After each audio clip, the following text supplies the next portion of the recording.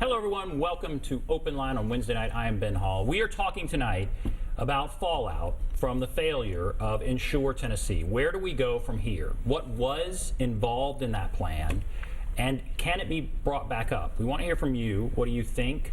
And we also want to hear from some supporters of this plan. Where do they go now? What happens next? And we are happy to have with us Charlie Howarth with the Coalition for a Healthy Tennessee. Thank you for being with us. Thank you, Ben. And Shelley Currington with AARP. Thank you for being with us. You've been on many times. Yes. We appreciate you coming back. So Charlie, I want to start with you. You represent a coalition of businesses that supported this.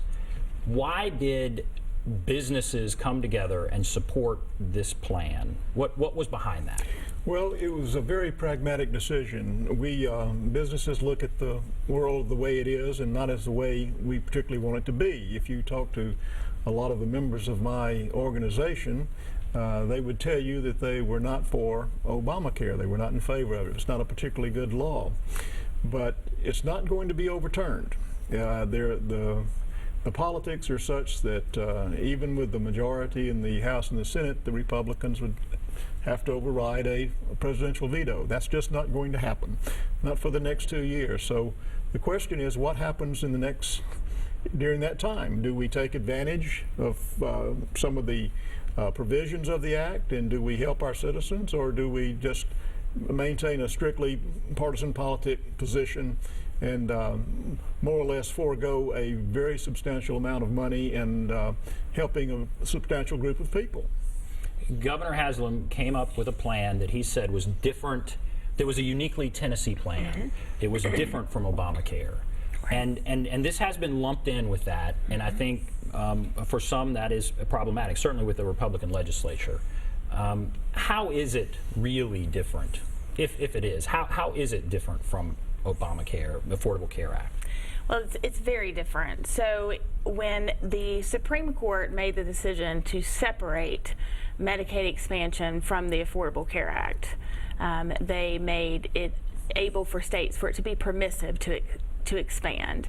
And when Governor Haslam developed his plan, what he did was do something that was unique, in which we had to get permission from the Centers for Medicaid and Medicare Services, CMS. If we had expanded traditional Medicaid, we would have checked a box. There would have been no amendment to our waiver. There would have been no change, nothing like that. But instead, he came up with something that was truly unique, a market-based approach that used healthy incentives to let people be healthier, also to let them be able to purchase their employer-based insurance and not have to do another form, so that they could really get and be eligible within the marketplace. And remembering that this population is working. These are folks that are contributing every day. We meet them everywhere that we go. They service in restaurants. They are daycare workers. They take care of our children. They build our buildings.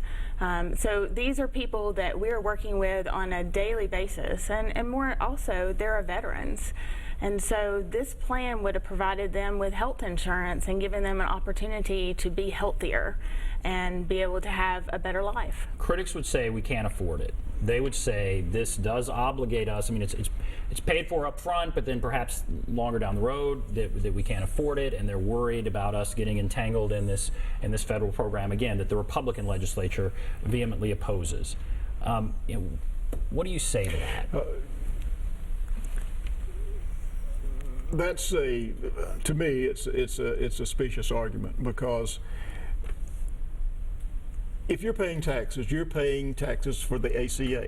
The taxes that you're paying right now contain provisions for the ACA, Affordable Care Act. Your taxes would not change this year or next year, regardless of whether we adopted this or didn't adopt this. So the taxes are being paid. So what does that do? You got the taxes going in. If we accepted or came up with a plan that was acceptable to us, Tennessee, and was also acceptable to the CMS, then certain things happen. You've got about $1.40 million flowing into the state in terms of grants and so forth. That money flowing in creates over $900 million of new income, and the equivalent of about 15,000 jobs. Now those numbers, that 1.14 billion and that over 900 million, those are annual numbers. So you're creating 15,000 jobs, and you're bringing in over $900 million of income into the state each year. That is compared to some of the companies we get really excited about coming into. Think about that. What if you were talking about another company, a large automobile manufacturing? Everybody would be excited, and so it would bring mean that this huge amount of money coming in. But then again, critics would say, well, it's federal money, and our deficit is ballooning, and we can't afford it. But the money's already allocated. It's just like Charlie said. Our tax dollars are already going to support it. And if we don't do Insure Tennessee, then those dollars just get allocated to Maine or to California or to other states that are already doing it. It's not that we get them back to Tennessee, that taxpayers get a refund. That doesn't happen that way. They're going to other places helping other people. What we want to do is bring our tax dollars back to Tennessee to help Tennesseans, not help people in Maine or California. Were you surprised that it failed? And were you surprised it failed in the way that it failed? It was obviously a vote in committee, never got to either floor. And I'll ask you this, Charlie. I mean, what were you surprised by that? Yes, I was, because we've been working on this for a good while, and we thought the data was compelling, and we thought it would basically come down to compelling data versus political ideology.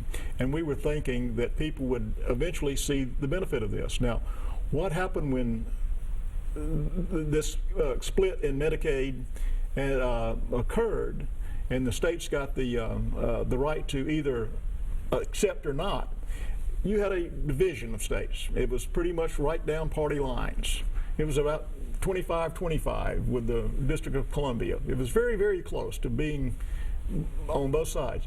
But as time passed, you began seeing efforts by Republicans, either in the governors or in the legislators, to do something because they saw the economic benefit slipping away. And that got more and more, and I kept up with these plans, just seeing what states were asking for, and states were asking for more and more and more. There was a constant barrage of plans to the CMS that would try to fit in better under the CMS. Just getting them to agree would be the hard part. Right. So then the governor comes up with this plan, totally unique. It's health care reform, as opposed to just health care giveaway. It was right there with the Indiana plan with Governor Pence. Nobody in this country can say that Governor Pence is not a very conservative governor, and yet it's being approved at the CMS as we speak. But we're left behind. Where do we go? Where do you go from here?